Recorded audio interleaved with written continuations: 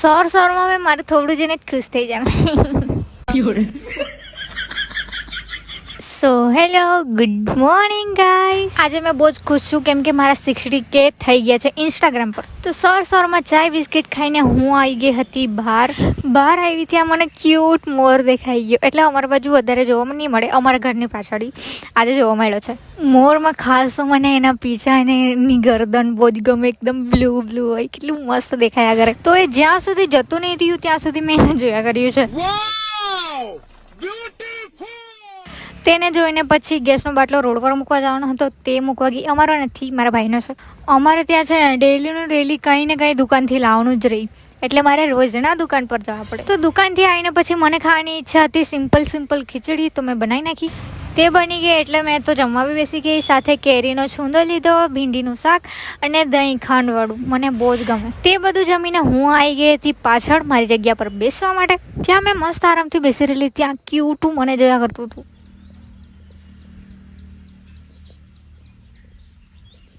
પછી મારા પર એક ચ્વિંગમ હતી, ચ્વિંગમ બી નહીં બોલાતું, મારા પર એક ચ્વિંગમ હતી, તે ખાવા લઈ આવી મેં બહાર.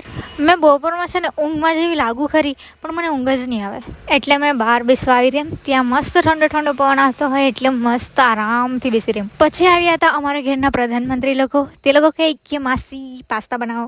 તો પાસ્તા અને પાસ્તા મસાલો તો મારા પર ઘરે જ હતા. ચીઝ અને શેઝવાન સોસ મેં દુકાનથી મંગાવી લીધા. પછી મેં પાસ્તા બોઇલ થવા મૂક્યા. 2-3 મિનિટમાં તો થઈ જશે. તો આપણા પાસ્તા મસ્ત બોઇલ થઈ ગયા છે. તો મને પાસ્તામાં ટામેટું ગમે એટલે મેં એક છીણી નાખ્યું છે. પછી પેનમાં નાખ્યું બટર અને તેમાં નાખી દીધું ટામેટું, શેઝવાન સોસ અને પાસ્તા મસાલો. પછી એને જરાક વાર મિક્સ કર્યું એટલે આટલું ક્રીમી સોસ બની ગયું આપણું. પછી એના ઉપરથી મેં ગ્રેટ કરી નાખ્યું ચીઝ. એક આખી ક્યુબ કરી હતી કેમ કે આઈ લવ ચીઝ. તો ફાઇનલી આપણા રેડી થઈ ગયા છે ચીઝી ક્રીમી પાસ્તા. તમને મેં પહેલાં જ કીધું આઈ લવ ચીઝ, એટલે મેં ઉપરથી બી ગ્રેટ કરીને નાખી દીધું. તો ટેણિયા લોકોને આપીને પછી મેં બી ખાઈ લીધું પાસ્તા. તે ખાઈને વળી મેં પાછળ ગઈ, ત્યાં મેં કુલાઈ કઢાઈ આવી હાથમાં.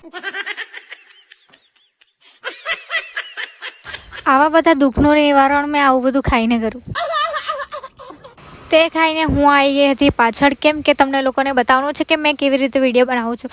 તે વિડીયો મેં ઇન્સ્ટા પર અપલોડ કરી દીધું છે, તમારે બી જોવું હોય તો જોઈ આવો. એમાં મેં કેવી રીતે વિડીયો એડિટ કરું છું તે બધું જ છે. તે વિડીયો બનાવીને હું આવી ગઈ પાછળ બેસવા માટે, કેમ કે ત્યાં મસ્ત ઠંડો પવન આવતો હતો, પણ મેં ગયા એટલે બંધ જ થઈ ગયો.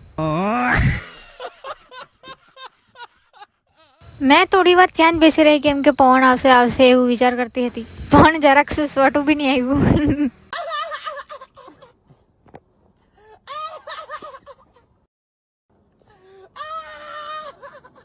જોયું તમે, જરાક બી ફોન નહીં આવ્યો. તો આપણે ઇન્સ્ટાગ્રામ પર 60K થઈ ગયા છે. Thank you so much. પછી મેં મારા થોબડાને નિહારીને ખુશ થયા કરતી હતી.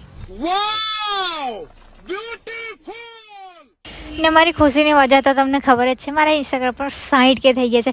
100K બી તમે જલ્દી કરી દેજો. ઓકે, આજનું તમે મારું આઉટફિટ જોશે ને તો ખુદ બી હસશો. મતલબ એમ તો બરાબર જ છે, પણ જરાક ફની લાગે છે.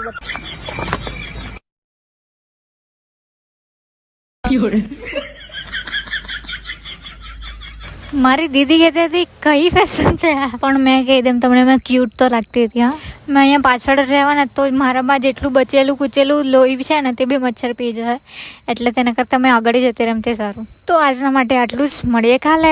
બાય.